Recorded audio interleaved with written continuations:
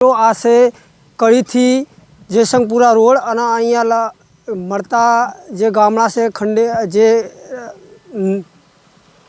વિડદ નાડોરિયા જયસિંહપુરા पंथोड़ा अगोल सोनवड़ कोलाद आना लगतो आ मार्ग છે અને કડીથી હાઈવેને જોડતો આ માર્ગ છે અને અત્યારે હાલ અહીંયા આગળ એક જે બાવર પડી ગવામાં આવ્યો છે જેના કારણે રસ્તો બ્લોક થઈ ગયો છે અને વાહન ચાલકોને અવર જવરમાં મુશ્કેલી થઈ છે